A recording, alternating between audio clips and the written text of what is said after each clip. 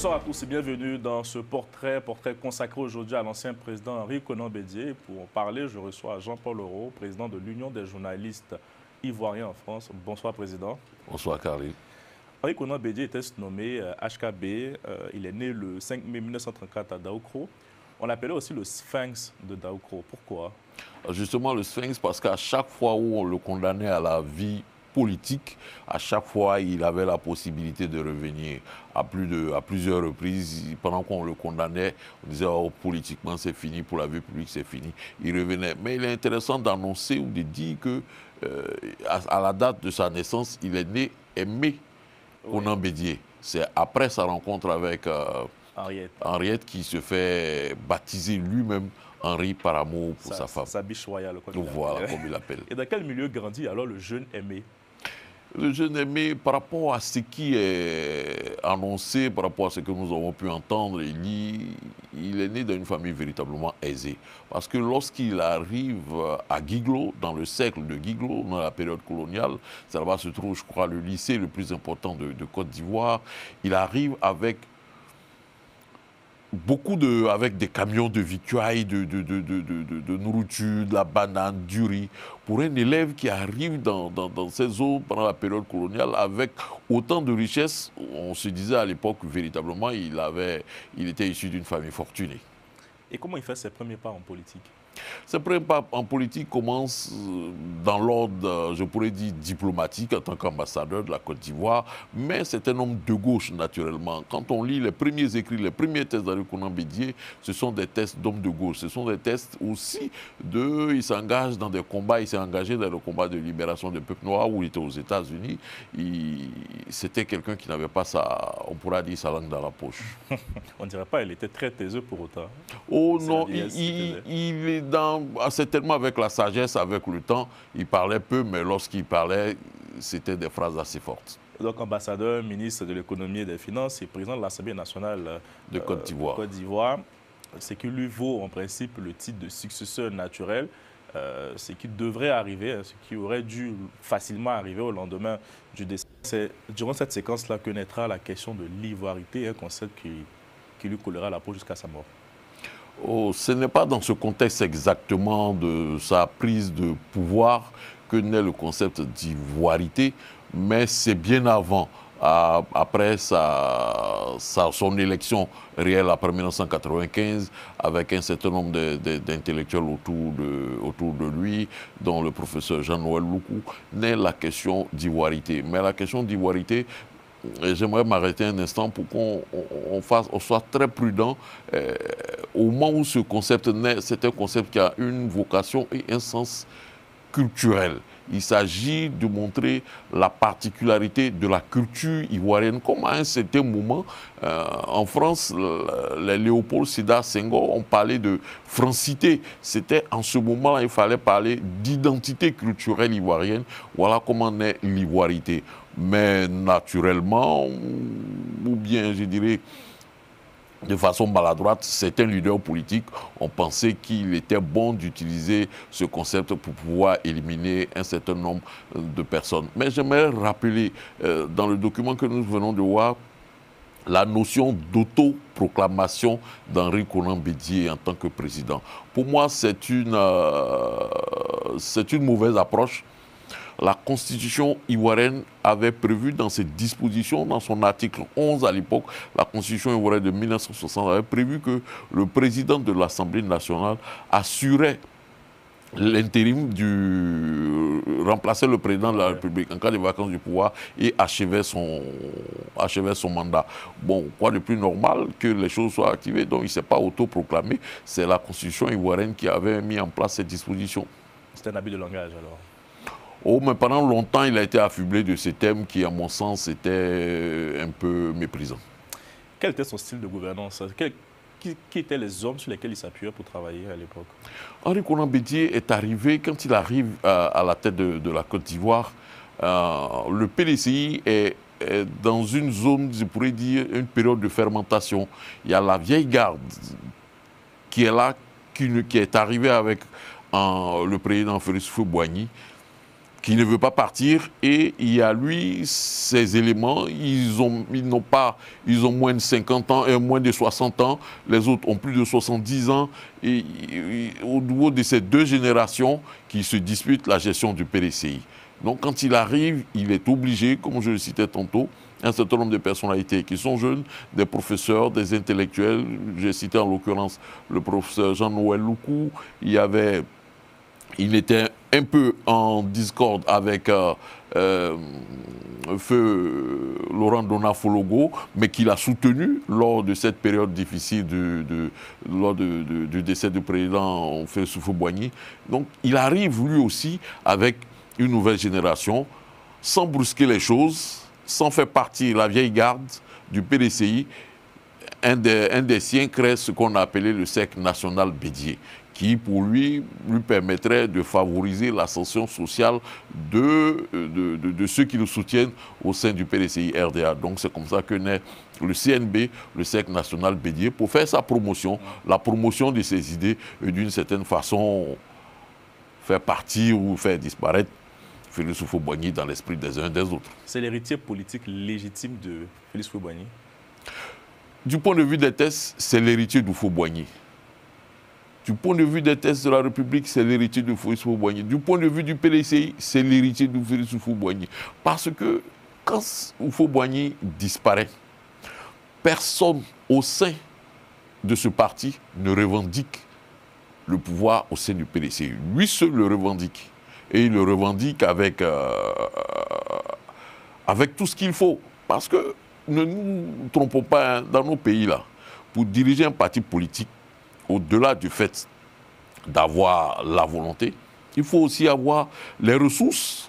Parce que très souvent, beaucoup de membres du parti sont, je dirais, nourris, sont gérés par le parti.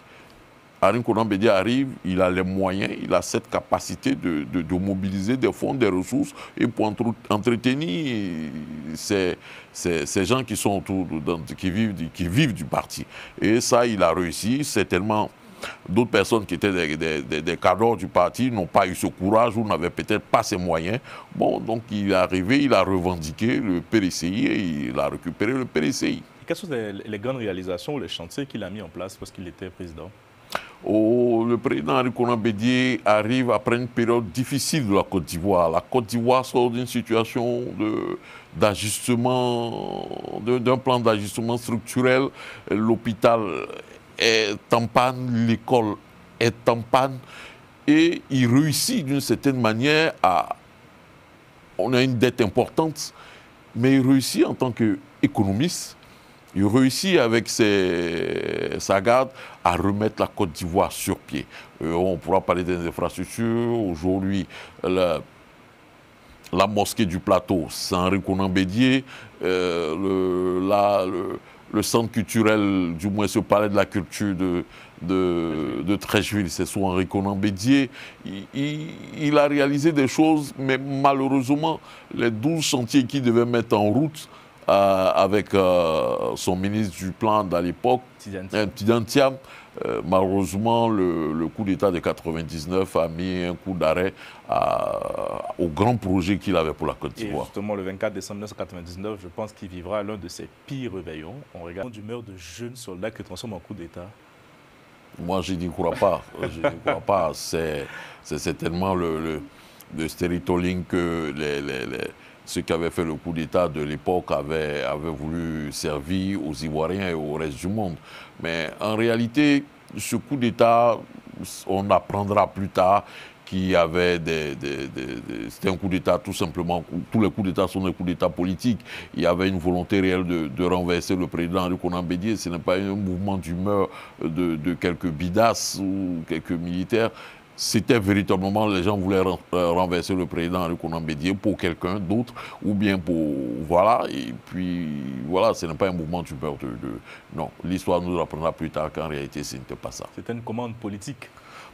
Forcément, il y avait des mains derrière qui ne voulaient pas, qui avaient des ambitions réelles de diriger ce pays à la place d'Henri Konan Bédié, parce que si les choses étaient restées en tant que tel, c'était resté le statu quo. En 2000, la Côte d'Ivoire allait aux élections. Henri Konan Bédié certainement se serait fait élire encore une fois président de la République. Il est difficile pour certains de revenir ou bien d'espérer gouverner la Côte d'Ivoire. Il fallait un moment interrompre le régime du président Henri Konan Bédié et ça a été un moment, comme tu l'as évoqué tantôt, un moment très difficile de sa vie. Mais il part en exil, hein, il fera son retour en 2001 pour participer au Forum de la Réconciliation nationale. En temps, en France, il nouera une alliance avec son adversaire d'hier, un certain Alassane Ouattara. Dans quel contexte se fait ce rapprochement? Dans un contexte, je dirais, de rancune. Ce rapprochement se fait parce que, tu fais bien, Carly, de le dire, le président Henri Konan Bédié, pendant son règne ou sa gouvernance, écrit un livre qui s'appelle « Les chemins de ma vie », dans lequel il dit clairement que le président Alassane Ouattara n'est pas ivoirien, qu'il est voltaïque. Il écarte des personnes qui doivent prétendre à la présidence de la République de Côte d'Ivoire. Henri Konan Bédié est clair là-dedans. Quelque temps après, Henri Konan Bédié prend un mandat d'arrêt international contre le président Alassane Ouattara, président du RDR à l'époque. Ça a été un moment difficile entre le président Henri Konan Bédié, des cadres et militants du RDR à l'époque. Et ça a été un moment difficile. Eux, ils se retrouvent à Paris, en exil, pendant une période difficile. Et en 2001, quand ils rentrent, lors du Forum de réconciliation nationale, les choses se font, ils se parlent et par personne interposée, les relations commencent à se tenir. Mais quand je dis que ça a été fait sur rancune, Henri Konan Bédié en a profondément voulu à Laurent Gbagbo de ne pas avoir soutenu lors du coup d'État de 1999. Il a estimé que Laurent Gbagbo, qui se dit attaché à la démocratie, attaché aux textes et aux lois, ait pu un temps soit peu soutenir, ou du moins soutenu, un coup d'État. Et vraiment ça, de ne pas l'avoir soutenu et avoir soutenu un coup d'État en Côte d'Ivoire, et même depuis le Gabon où il était, avoir produit cette fameuse phrase « il y a des coups d'État qui sont salutaires ». Et ça, Henri Konan Bédié en a eu là jusqu'en 2005 pour se rallier à son adversaire d'hier, Alassane Ouattara. Et c'est clairement lui le faiseur de roi en 2010. Henri Konan Bédié, c'est le faiseur de roi d'Alassane Ouattara en 2010. Justement, doublement, parce que en 2010, d'abord, le fait de l'alliance qui se fait ici à Paris, dans le 8e arrondissement, au salon Hoche, où naît le RHDP. Au-delà de ça, quand il se retrouve en 2010, Henri Konan Bédié, plus tard le dira, il a été spolié de 600 000 voix lors de l'élection du premier tour. Si ces 600 000 voix lui avaient été véritablement données, Henri Konan Bédié allait certainement au second tour. Mais avec qui? Les 600 000 voix-là, on les a enlevées à l'avantage de qui? D'Alassane Ouattara, à l'avantage de Laurent Gbagbo. Qu'est-ce qui s'est passé? Où était Aoussou Jano, qui était en charge de faire ce dépôt, de faire cette réclamation auprès de la commission électorale? Où était-il? Et puis, pour qui vient déposer faire ce recours-là en retard? Il y a beaucoup de questions à se poser. Où était Patrick Kachi, qui avait la charge de gérer la charge de gérer les élections au niveau du PDCI, et puis cette réclamation s'est faite en retard. Donc voilà le premier soutien, à mon sens, d'abord le premier soutien c'est en 2005, le second soutien c'est d'accepter qu'on lui retire 600 000 voix, et le troisième soutien qui est exceptionnel, qui met Alassane Ouattara au pouvoir, c'est d'endosser le combat d'Alassane Ouattara, dormir avec lui à l'hôtel du Golfe, pendant que tout le monde dit non, monsieur le président Tadjé, vous pouvez aller chez vous à Daoukro. Il dit non, nous serons jusqu'au bout lors de ce combat. Et d'accepter même encore, parce que pendant les accords, si le président Alassane Ouattara devenait président, la primature devait revenir au PDCI, d'accepter pendant une certaine période, je crois 11 mois, que Guillaume Soro soit président, soit premier ministre, le temps de gérer un certain nombre de choses. Donc, à tous ces niveaux-là, il a été véritablement le faiseur de roi dans cette période. En 2014, rebelote encore, il lance l'appel de Daoukro. C'était une erreur stratégique. Comment prendre du recul finalement? Ou c'était l'évidence vu le contexte politique? Parler d'erreur stratégique, je ne pense pas, mais peut-être un peu de naïveté. Un peu de naïveté, parce que ce que le président Henri Konan Bédié a dit à ses partisans, c'était de dire que bon, il fait ses 2 mandats, et puis après, c'est notre tour. Je ne suis pas sûr qu'en politique, on puisse faire la passe sur tout dans nos on ne fait pas de passe de cette façon-là. Et du coup, viendra la rupture en 2018 entre les 2 hommes. En 2020, il est candidat à la présidentielle, mais finalement, il boycotte, il appelle à la désobéissance civile. Et c'est à ce moment-là, on va s'arrêter vraiment dessus, que naîtra le fameux CNT. Qui l'embarque dans cette aventure? Dans cette aventure, j'aimerais faire une pause. J'ai assisté juste avant, peut-être 1 mois avant les élections, j'ai assisté à une déjeuner de presse de l'ancien Premier ministre, ancien président de l'Assemblée nationale, Guillaume Soro au Bristol, où il a dit que le 31, je crois que c'est le 31 octobre, il n'y aurait pas d'élection en Côte d'Ivoire. Henri Konan Bédié était véritablement convaincu du fait qu'il n'y aurait pas d'élection en Côte d'Ivoire, que le président Alassane Ouattara ne devrait pas faire un 3e mandat. Et à cette période, je me rappelle encore de cette fameuse phrase prononcée par le président Henri Konan Bédié et retranscrite dans le magazine Jeune Afrique. Guillaume Soro est mon protégé. Quand un président du niveau d'Henri Konan Bédié en Côte d'Ivoire dit qu'il est le protecteur de Guillaume Soro, ça laisse comprendre beaucoup de choses. Donc, en cette période, le CNT, mais précisons, parce que les Ivoiriens ont tendance à oublier beaucoup de choses. Et on pense que le CNT, c'est en 2020 que ce vocable arrive dans le paysage politique ivoirien. Non. En 1993, il fut un temps, lors du décès de François Boigny, il y avait des personnalités politiques, dont Alassane Ouattara, qui ont parlé de transition, qui ne voulaient pas l'application de l'article 11 de la Constitution et qui espéraient une transition. Malheureusement, ça n'a pas pu se faire. La Constitution a été appliquée. Donc, la notion de transition, ce vocable de transition, n'arrive pas pour la première fois en 2020. Donc, aujourd'hui, beaucoup de personnes aujourd'hui, il y a beaucoup de supputations qui laissent penser que Henri Konan Bédié s'était certainement fait, je dirais, embarquer dans un narratif qu'avait fabriqué Guillaume Soro et auquel il croyait fermement. Sa résidence sera encerclée par la police, ses proches seront arrêtés. Comment il vit ce moment? Est-ce qu'à ce moment-là, il craint pour sa propre vie? Il ne craint peut-être pas pour sa vie, mais il a de vraies inquiétudes parce que c'est vrai, il y a un blocus autour de sa résidence, mais un certain nombre de ses cadres qui sont arrêtés en prison, tout ça. Et ce n'est pas de la nature d'Henri Konan Bédié, comme je le disais tantôt, qui depuis sa jeunesse, c'est un homme bien, qui vit bien, qui n'a jamais vécu de moments de coercition, de moments de difficulté pareil. Donc il arrive que ces moments sont des moments difficiles. Même Laurent Gbagbo, depuis la haie, se sent obligé, parce que se lie une relation. Henri Konan Bédié, auparavant, était venu à Bruxelles, rendre visite au président Laurent Gbagbo. Entre-temps, pendant que Laurent Gbagbo était emprisonné à La Haye, il y a eu des missiles d'hominicide du PDCI auprès du président Laurent Gbagbo. Et comme je le disais tantôt, il était né une amitié de la visite du président Henri Konan Bédié à Bruxelles.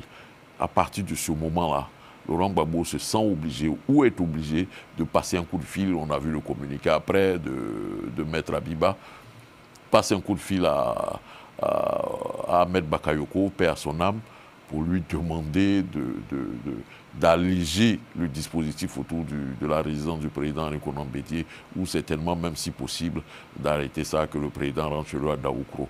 Je pense que dans les jours qui ont suivi, les choses se sont faites. Ils sont apaisés. Il meurt le 1er août 2023, à 89 ans. Quel héritage laisse-t-il au PDCI et à la Côte d'Ivoire? À la Côte d'Ivoire, il laisse un profond héritage, celui de la paix et du dialogue. C'est un homme qui, Henri Konan Bédié, en 1999, aurait pu faire de la résistance. Il avait la possibilité d'activer ou d'activer un certain nombre de soldats, de gendarmes, de policiers qui sont dans l'armée, qui étaient prêts pour lui, qui pouvaient aller de façon, je dirais, au casse-pipe pour défendre son pouvoir. Mais il ne l'a pas fait. Il a pensé à la Côte d'Ivoire et ça a été le coup d'État qui a connu, à mon sens, qui n'a pas connu d'effusion de sang. Je pense qu'il a pensé à la Côte d'Ivoire et quand il arrive à Paris en exil, il est dans ce schéma. Voilà pourquoi lorsque le Forum de réconciliation nationale est lancé par le président Laurent Gbagbo, il y participe de façon volontaire et il donne des indications pour que les choses se fassent. Pareil, lorsque on arrive à la situation difficile où il doit se séparer de son ami, de son ancien adversaire devenu son ami, le président Alassane Ouattara, qui l'aura fait baptiser à l'Insan, à Msokro. Même après la perte de Daoukro, quand le temps difficile de 2020 arrive, Henri Konan Bédié prône toujours son discours, est toujours un discours de paix et il est toujours dans cette dynamique du dialogue. Et c'est ce qu'il a toujours réclamé au président Alassane Ouattara, le dialogue politique. Bon, il y a eu une rencontre, je crois, au Golf Hotel, oui, après, dans la foulée du blocus. Il y a eu des rencontres il y a eu des rencontres. Voilà. Donc, c'est ce qu'il laisse, et moi, c'est cette image. Et au PDCI-RDA, pour conclure. Au PDCI-RDA, il n'a peut-être pas eu le temps de régler les choses, parce que peut-être il n'espérait pas partir aussitôt, parce qu'il espérait revenir au pouvoir. C'était l'une des convictions fortes qu'il avait. Il était convaincu qu'il allait revenir à la présidence de la République. Donc, du coup, il n'a pas créé les conditions lors de son absence pour que les choses se fassent bien. Mais je pense que le PDCI a été suffisamment structuré pour que lorsque le chef n'est pas là, les choses puissent bien se faire. Aujourd'hui, le président Tidiane Thiam a été élu président du PDCI dans les règles de l'art. Merci beaucoup Jean-Paul Leroux. Merci de nous avoir présenté l'ancien président Henri Konan Bédié. Bonne suite de programme sur les antennes de Global Africa Télé Sud et à demain pour un nouveau portrait consacré cette fois-ci à Alassane Ouattara.